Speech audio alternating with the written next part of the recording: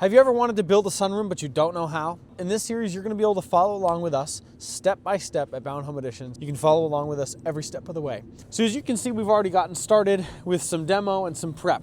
This is going to be a 10-foot deep by 15-foot wide 3-season sunroom. What have we done so far? Let me start with the techno posts. We had these put in. This was our first step. If you're not familiar with these techno posts are great. These really take the place of a concrete sonotube. Well, with these, you've got this thin post, but at the bottom, you've got a big, wide a screw head at the bottom. And so they bring a machine in here and they screw it in where you tell them to. And these are based on pressure, so the machine will sense the pressure.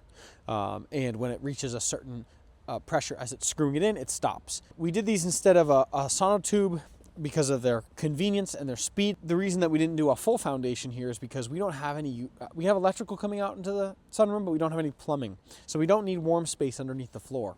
The other day, what I was doing for prep was I was taking the siding off to where the edge of the addition is going to go. And I was also demoing this deck right here. And so today what I'm going to be doing is I'm going to continue to take off the rest of this siding and then also demo the rest of the deck. Joe, why is the siding all fingered in weird spots? Why didn't you cut it straight where the addition was going to be? So it's fingered like that because we're actually reusing the original siding. And so I was taking it off piece by piece how it was put on originally so that we can just put it back on in the same place that it was when I took it off. Yeah, so the plan today is to continue this prep work and we'll check in with you later.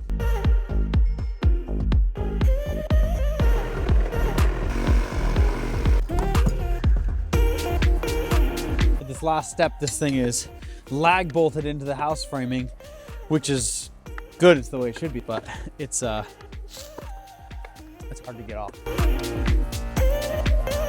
One of my favorite tools, Milwaukee multi-tool. Not that good for fine carpentry, but good for hacking.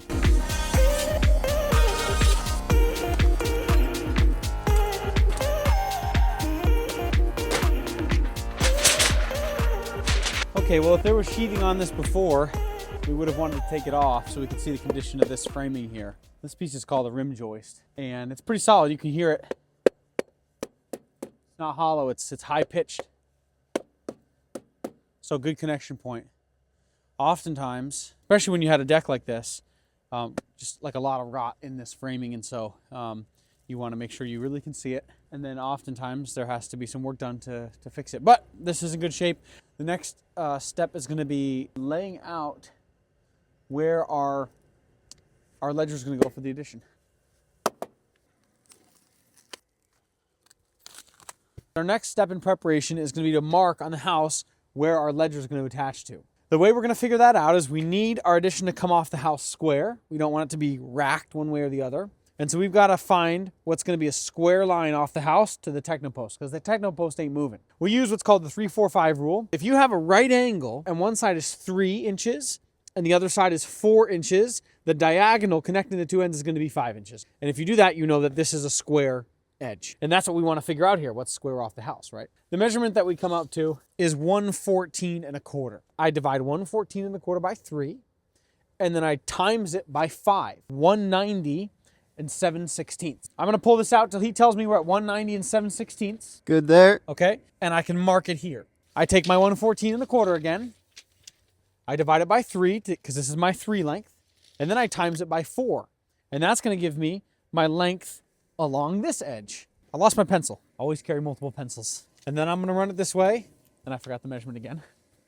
152 3/8. So there's my mark there. Now I know that mark is square to the techno post.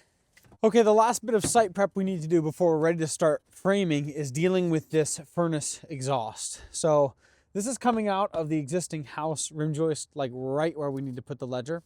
So what we're going to do is we're going to reroute it over there, right here. Once that's out of the way, we can get into our next episode of framing. So the addition that we're building comes from about here to all the way over here.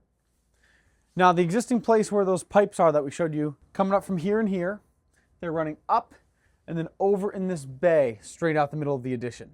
So what we're going to do is take them here, run them up into this channel between the ductwork and the beam, and then turn them, and where we're going to bring them out is over here. should mount past the addition here.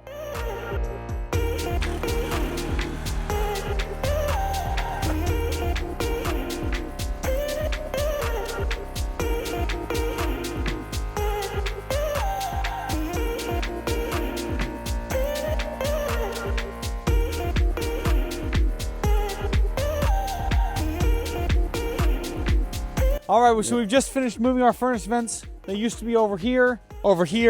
So we got a clean rim joist to attach our ledger to. We're now ready to start framing. You can join us in our next episode to frame our floor.